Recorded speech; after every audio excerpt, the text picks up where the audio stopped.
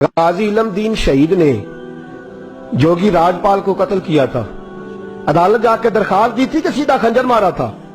بولو.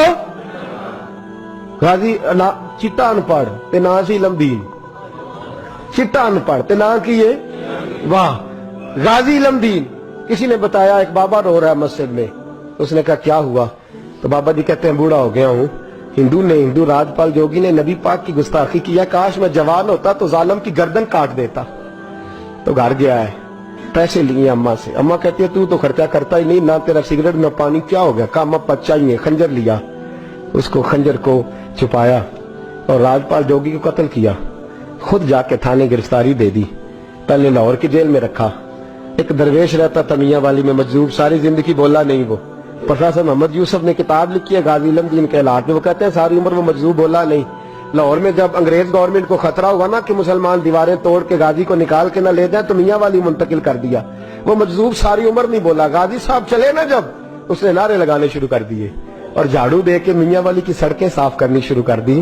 لوگوں نے کہا کیا ہوا؟ کہنے لگا مصطفیٰ کا عاشق آ رہا, رسول اللہ کا عاشق آ رہا ہے, محبوب کا عاشق آ رہا ہے, سڑکیں دھو رہا ہے. لوگ کہتے تو بولتے نہیں. کہنے لگا تمہارے لیے نہیں نا بولتا ہوں, بندہ بڑا کمال ہے, اس کے لیے بولنا پڑ گیا ہے, مجھے بولنا پڑ گیا سڑکیں. پھر کہنے لگا ایک میان میں دو تلواریں نہیں رہ سکتی ہیں, وہ رہے گا یا میں رہوں گا. ایک شہر میں دو عاشق کیسے رہیں گے؟ یہ بات کہی. ادھر غازی علم دین کی سواری میاں والی پہنچی, ادھر وہ مجذوب فوت ہو گئے. غازی صاحب جیل میں تھے. اور ظالموں یہ کہنے والوں کہ یہ سیکولر ملک ہے, سیکولر شخص نے بنایا ہے. محمد علی جناح خود جیل میں گئے. محمد علی جناح خود جیل میں گئے. اور اقبال کے حالات میں لکھا ہے کہ محمد علی جناح کو اقبال نے مجبور کیا, گئے خود جیل میں گئے. اور غازی اتنا سادہ تھا, انگوٹھا چھاپتا, نہ قرآن شریف ناظرہ پڑھا, نہ کوئی اور بات پڑھنی آتی.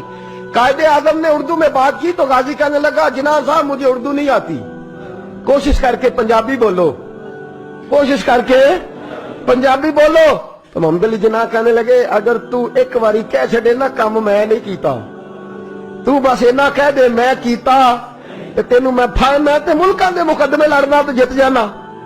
تو ایک باری کہہ دے کہ میں کام, بولو میں کام نہیں کیتا تے تینوں پھائے دنیا دی طاقت لا سکدی.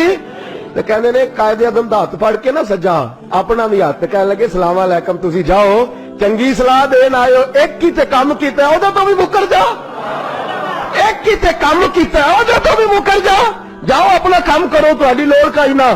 امیر ملت پیر جماعت علی محدث علی پوری چلے, تاجدار گولڑا حضرت شیخ وقت پیر سید میر علی شاہ صاحب گئے ملنے.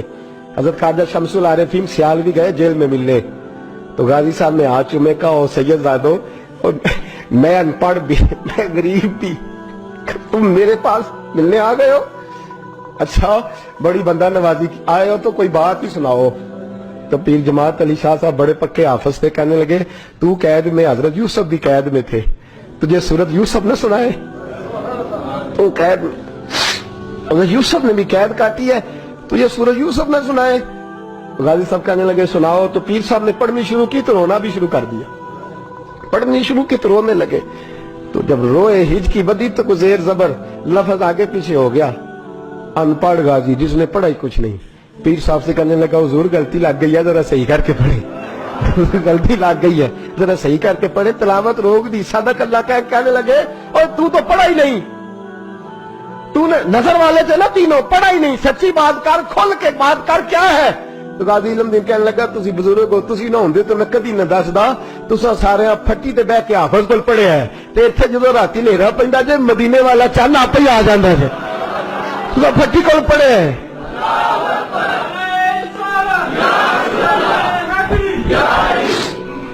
میرے عزیزو, غازی صاحب کہنے لگے میں نے تو رسول اللہ سے پڑھا ہے نا, میں نے تو بددعا والے نبی سے بددعا سورت پڑھی ہے, میں نے یاسین والے نبی سے سورت یاسین پڑھی ہے, میں نے تو سارا کچھ پڑھا ہے نا. غازی علم دین کو پھانسی لگائی تھی انگریز نے, شکوہ کوئی نہیں تھا. غازی عبدالقیوم کو پھانسی لگائی تھی انگریز نے, شکوہ کوئی نہیں تھا. عامر چیمہ کو شہید کر دیا تھا انہوں نے, ڈنمارک والوں نے, ہمیں شکوہ کوئی نہیں تھا. پر ہمارا درد بڑھتا جا رہا ہے.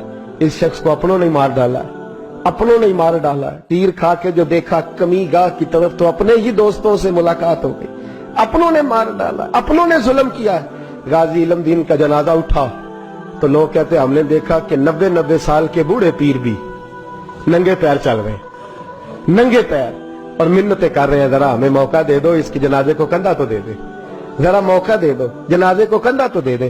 कहते हैं जनाजा पढ़ के तो अल्लामा इकबाल ने दुड़की लगा दी, डॉक्टर इकबाल ने दौड़ना शुरू कर। इकबाल दौड़ते दौड़ते दौड़ते दौड़ते जनाजा पढ़ते ही कब्र में पहुंचे गाजी इलम दीन की, तो लोगों ने कहा इकबाल बूढ़ा आदमी है, गिर जाए। कहने लगा चुप करो, बाकी साजतें सबको मिल गई हैं, इसको दफन मैंने करना है, इसकी कब्र में मैं पहले उतरूंगा। इकबाल ने रखा ना जब हाथ पे, तो इकबाल की चीख निकली और रो के कहने लगा इलम दीन, और तू नंबर ले गया तो मैं शेर ही लिखता रह गया, तू तो नंबर ले गया तो मैं शेर ही लिखता